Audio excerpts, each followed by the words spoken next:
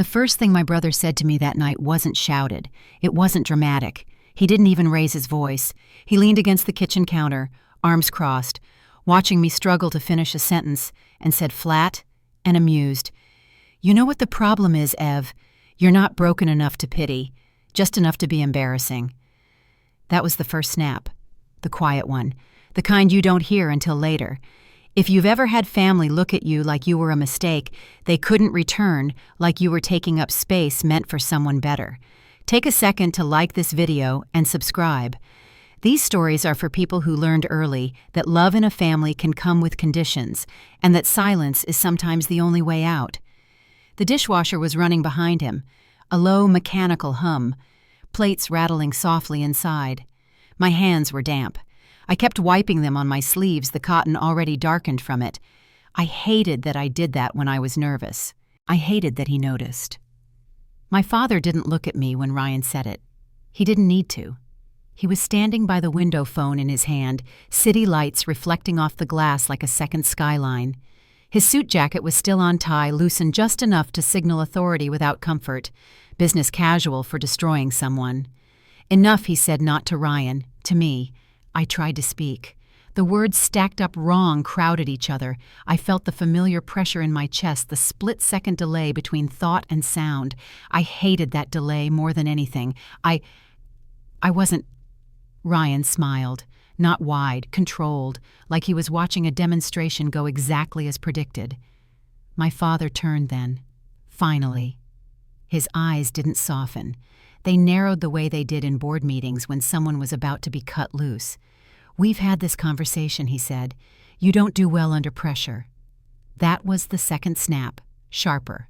My mother stood near the sink, twisting a dish towel around her fingers. Over and over. She didn't say my name. She never did when things mattered.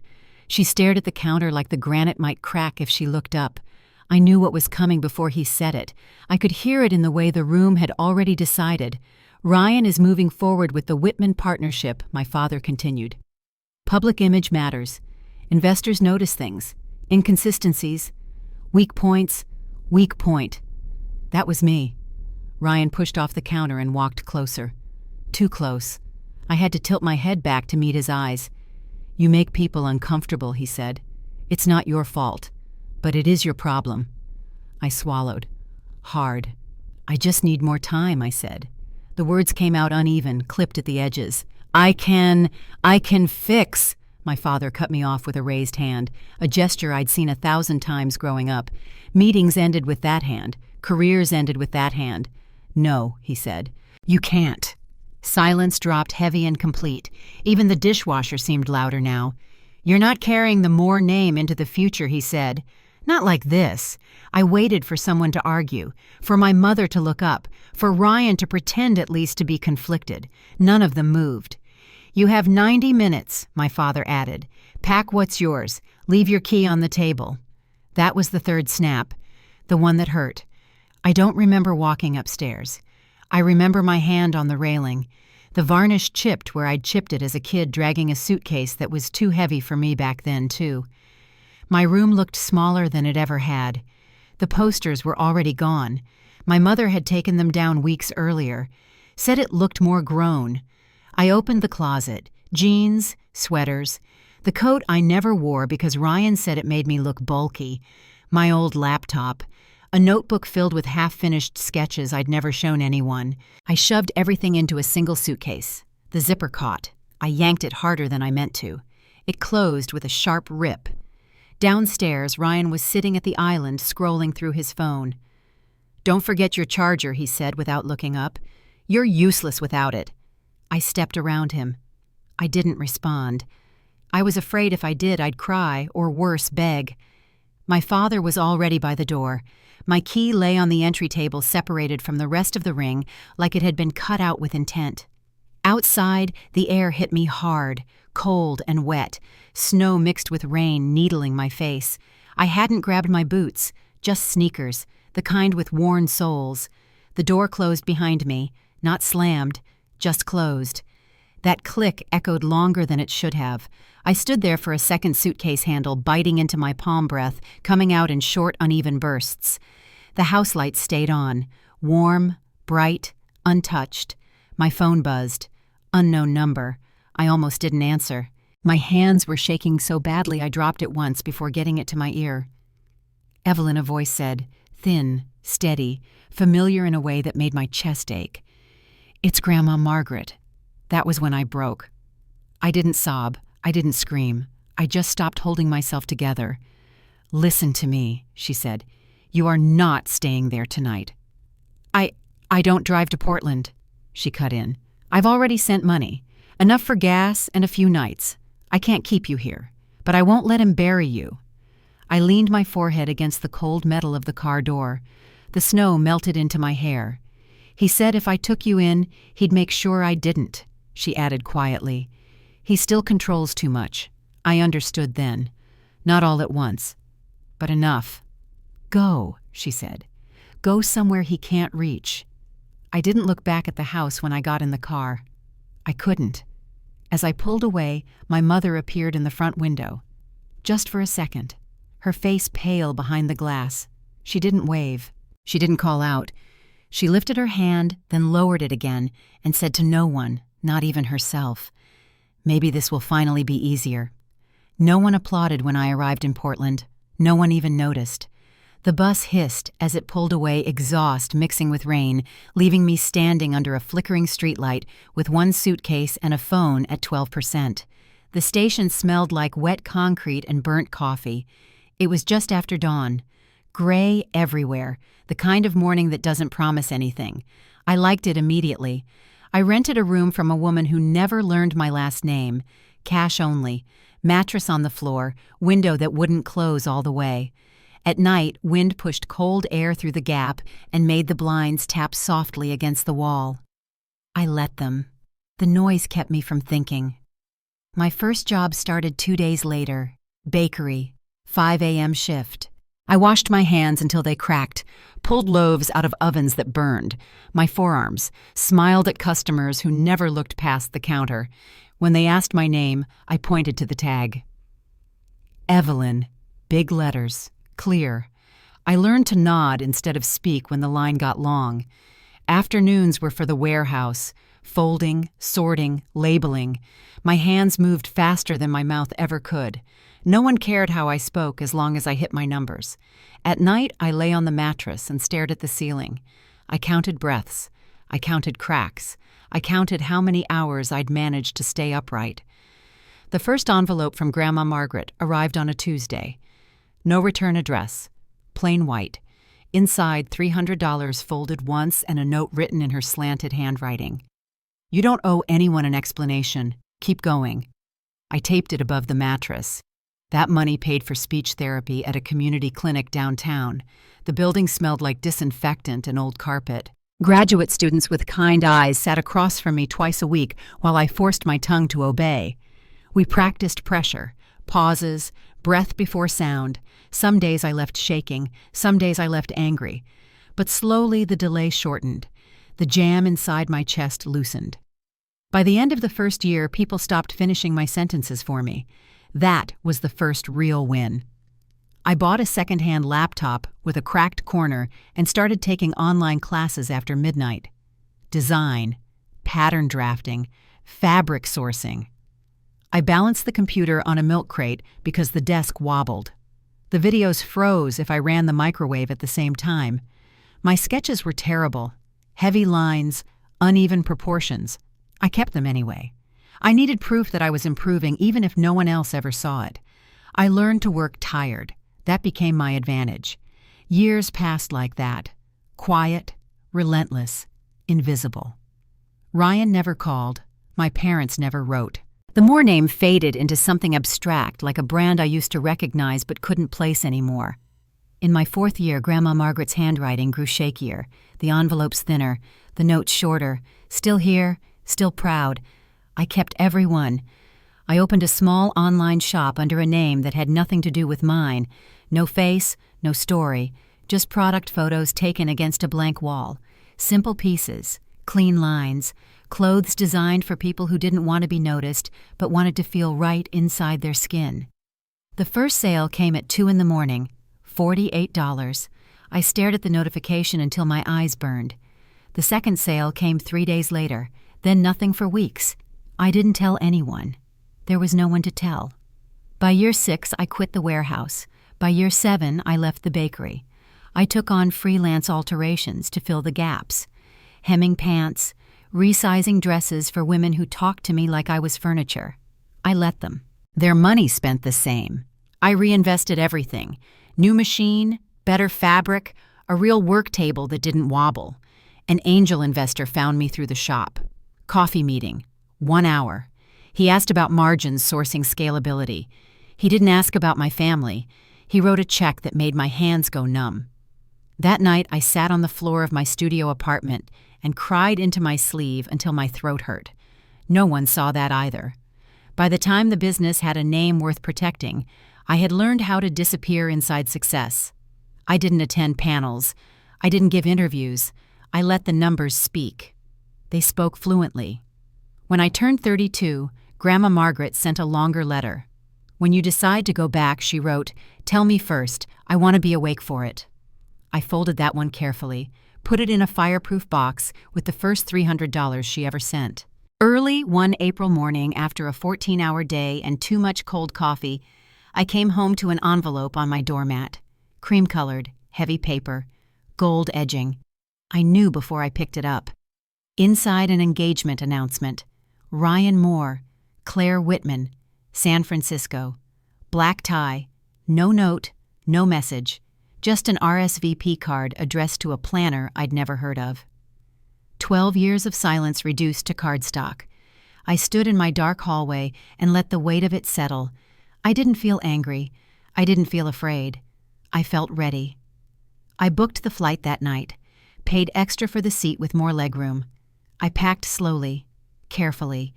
Every piece of clothing I laid out was mine, designed, cut, finished by my hands. No logos loud enough to scream, just one detail stitched where only someone looking closely would notice. I called Grandma Margaret. "I'm going back," I said. She was quiet for a moment. Then she laughed. Low, rough, familiar. "Good," she said. "Don't rush. Let them see you all at once." When I hung up, I stood alone in the apartment and looked around. The milk crate was gone. The mattress had a frame now. The blinds still tapped when the wind came through, but I let them. I zipped the suitcase and left it by the door. For the first time in years, I didn't sleep. I just sat in the dark and waited. The brand didn't start with ambition. It started with control. Control over fabric, over seams, over how something sat on a body without asking permission. I learned early that if you couldn't control how people spoke to you, you could control what you built. By the time anyone outside Portland noticed, I had already been quiet for years. The company existed on paper before it existed in rooms. Contracts first, supply chains vetted twice, factories small enough to walk through to look workers in the eye. I refused scale until it made sense. I refused noise always. People tried to rush me. I didn't let them. When the press emails came, I deleted them. When invitations arrived, I sent assistants instead. I learned to answer questions with numbers. Numbers never stuttered. Revenue climbed, then steadied, then climbed again. Employees came on slowly. Designers who didn't care about spotlight. Seamstresses who cared about stitches lining up in silence. We worked late with music low and lights soft. No shouting, no chaos, just work. Someone once asked me in a meeting why I never talked about my background. I told them it wasn't relevant. It wasn't a lie. My last name never appeared on the website. The company name was clean, neutral, easy to pronounce, easy to remember. I made sure of that. People assumed it was intentional branding. They were right, just not for the reasons they thought. Grandma Margaret's letters kept coming, shorter now, sometimes just a sentence, still watching, still proud.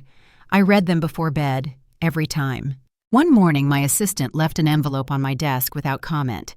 Thick, cream-colored, too formal for invoices. I knew what it was the moment I touched it. I didn't open it right away. I finished reviewing a production report, signed off on a shipment, answered 3 emails. I needed my hands steady when I finally tore the edge. Ryan Moore, Claire Whitman, San Francisco, black tie. My brother's name looked strange in print. Smaller than I remembered, less solid. There was no note inside, no acknowledgement, just a standard RSVP card and a stamped return envelope addressed to a wedding planner. I stared at it for a long time. They hadn't invited me because they wanted me there. They invited me because they assumed I wouldn't come. That realization settled in my chest calm and heavy. I booked the flight that afternoon, non-stop, 2 days there, 2 days back, no entourage, no announcement. I paid for the seat with more legroom and didn't hesitate. That night I called Grandma Margaret.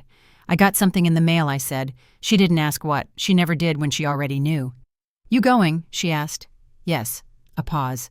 Her breathing was louder now. Slower. Then go like you belong, she said.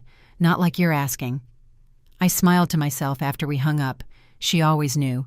Preparation took weeks, not because it was complicated, but because it had to be exact. Every piece I packed was mine. Not just designed, built. I knew the weight of the fabric before I touched it, the way it moved when someone walked past. I chose colors that didn't beg for attention. White, soft gray, bone, clean lines that didn't need explanation. The dress came last. Silk, cut on the bias. No seams where you'd expect them. I stitched the final detail myself late one night when the studio was empty and the city outside had gone quiet. A single mark. Subtle. Thread-matching thread. Placed carefully over the left side of my chest. Invisible unless you knew what you were looking for. I left the suitcase by the door for days. I liked seeing it there. A reminder that time once set in motion didn't stop. The flight passed in a blur. I slept through most of it. When I woke, the cabin lights were dim, and the city below was still dark. San Francisco smelled like salt and cold air when I stepped outside. The hotel lobby was already awake, polished marble, low voices, shoes that cost more than my first year of rent. I checked in under my own name. No one reacted. Good. The morning of the event, I woke early. I drank coffee standing by the window watching fog slide between buildings like it belonged there. I didn't rush. There was nothing to chase. I dressed slowly. The fabric settled against my skin like it remembered me. When I looked in the mirror, I didn't practice smiling. I practiced stillness. Downstairs, the hotel staff moved around me with professional indifference. I passed through doors that used to intimidate me without feeling anything at all. At the venue entrance, a man with a clipboard glanced at my invitation.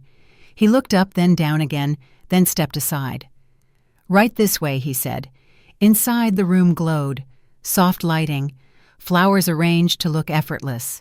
A string quartet tucked into the corner, playing something classical and expensive. Champagne flowed without pause. Ryan stood near the center arm around Claire's waist, laughing for the cameras. He looked exactly like he always had, confident, relaxed, certain of his place. I stopped a few steps away and waited. He turned first. The smile dropped from his face so fast it startled me. For a second, he looked confused, then pale, then afraid. "Congratulations," I said calmly. "Big night." He didn't answer. Claire followed his gaze. Her smile held for half a second longer than it should have. Then she noticed the dress, the way it moved, the detail she couldn't quite place. "Do you know my fiancé?" she asked. Ryan swallowed. "Hard." "Ev," he started. I tilted my head slightly, just enough to stop him. Across the room, my mother's glass slipped from her hand and shattered against the floor.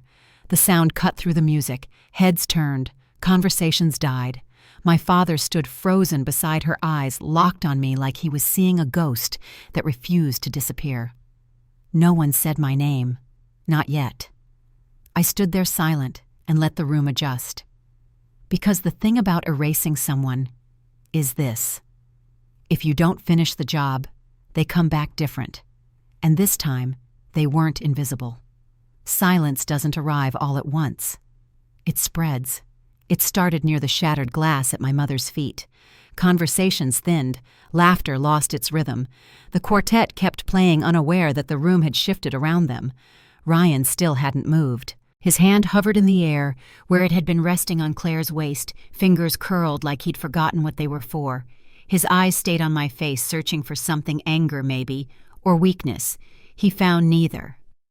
"Ev," he tried again, voice cracking on the first syllable. "You, what are you doing here?" I didn't answer. I didn't need to. Claire looked from him to me, confusion tightening her features. She was beautiful in a way that had been curated since childhood. Perfect posture, perfect skin, a woman raised to be looked at and believed.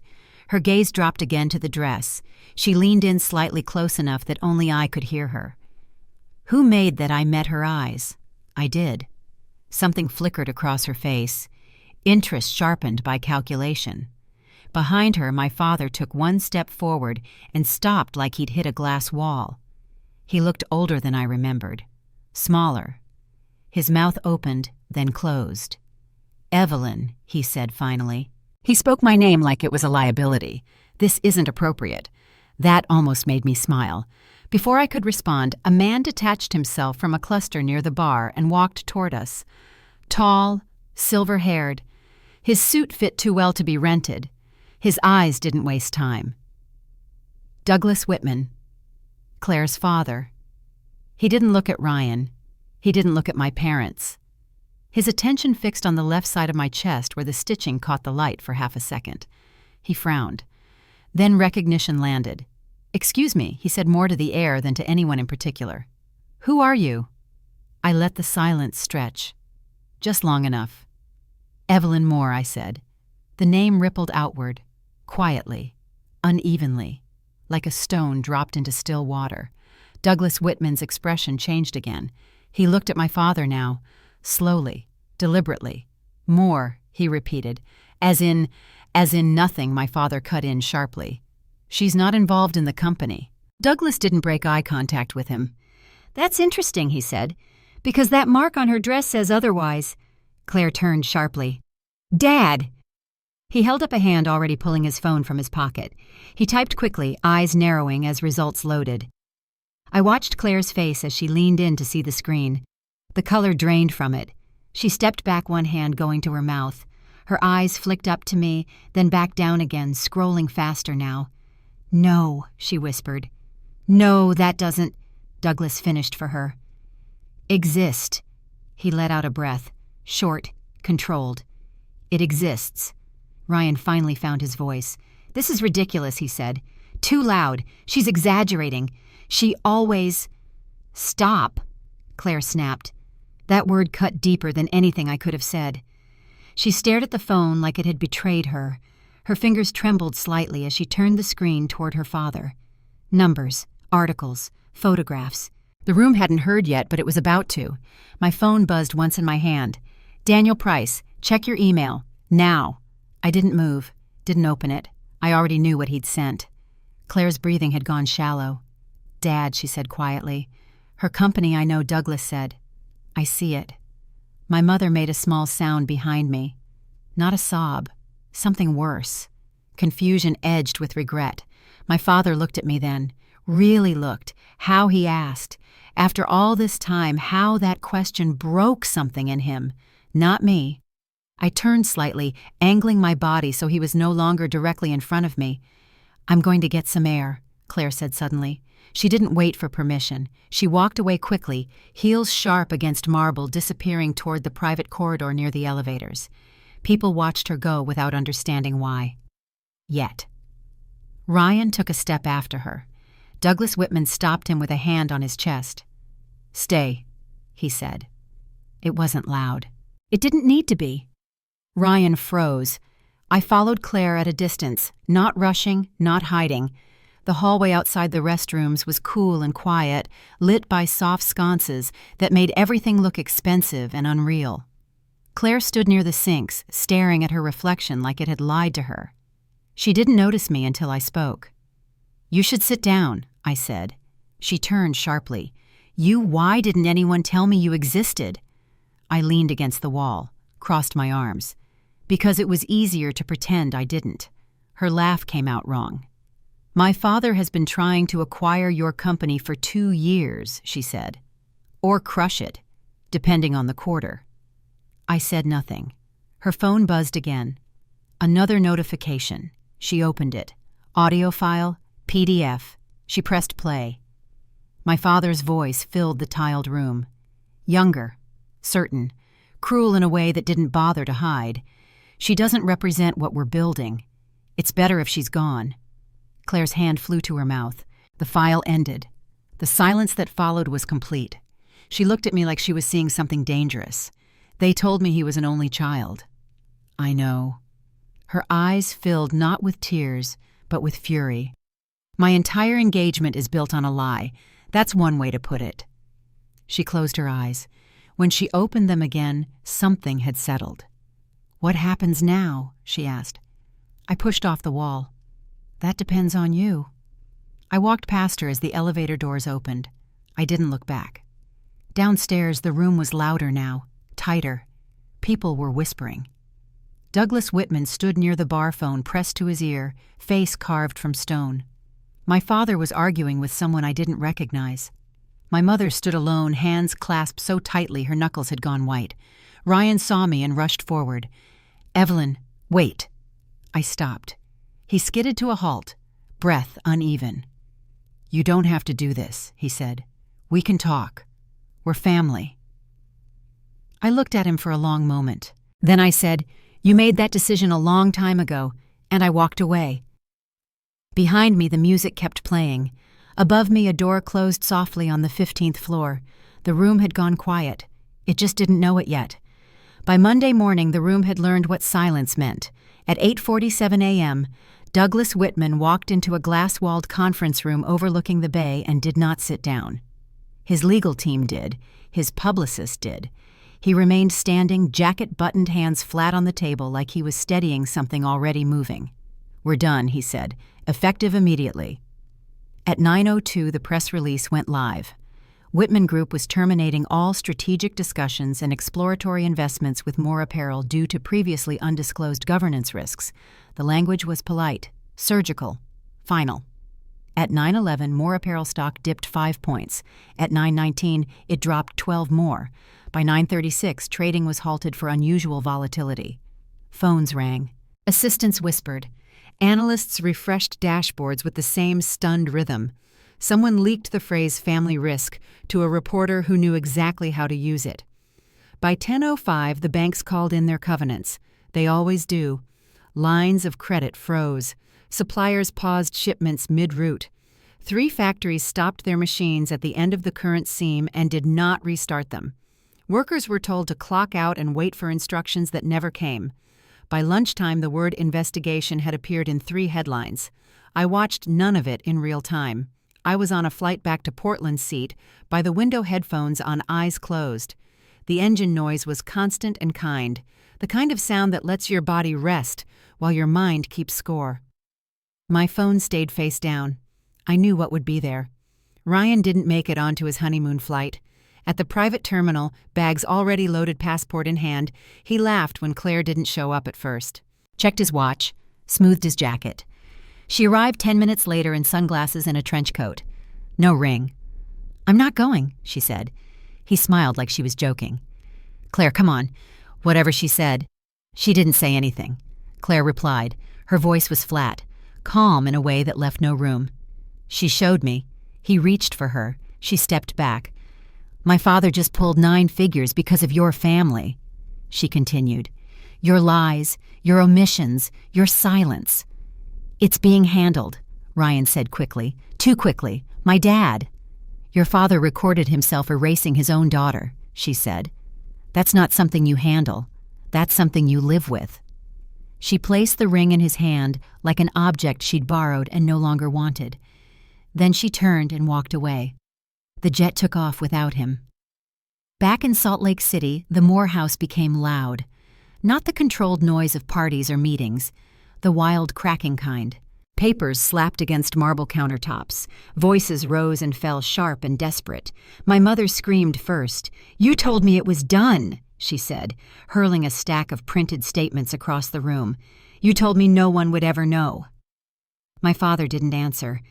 He stared at the numbers like they might rearrange themselves out of fear. By 3 o'clock, 2 attorneys arrived. One for my mother, one retained earlier that morning by my father, who had finally stopped pretending this was temporary. The documents were signed on the kitchen island where we used to eat cereal. My mother signed without reading. My father stared at the page long enough for the pen to tremble in his hand, then signed anyway. At 4:12, he locked himself in his study and poured a drink he couldn't finish. At 4:38, he called the only number he'd sworn never to dial again. Grandma Margaret let it ring 3 times before answering. "Margaret," he said, voice already breaking. "I need—" "Don't," she said. The word landed clean. Final. "I didn't know it would go this far." He tried. "You did," she replied. "You just didn't think it would come back." He inhaled sharply. "Please." She waited a beat. Just one. Then she hung up. He called again. Straight to voicemail. He left 7 messages in 20 minutes. She didn't listen to any of them. By evening, the news cycle had found fresher blood. A different scandal. A different villain. The Moore name slipped down the page, not forgiven, just replaced. That was enough. I arrived home to rain tapping gently against the window. The blinds still didn't close all the way.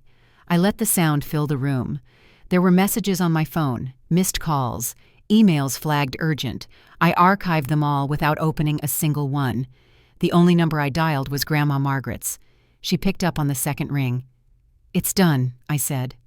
A pause, her breathing thin but steady. "Did you say anything you'll regret?" she asked. "No." "Good," she said. "Then you did it right. We didn't talk long. We never did." When we hung up, I stood in the kitchen and watched the rain trace paths down the glass. The next morning, I went back to work. Orders still needed approval. Fabric still needed checking. A new hire had questions about a stitch that kept pulling under tension. I answered all of them.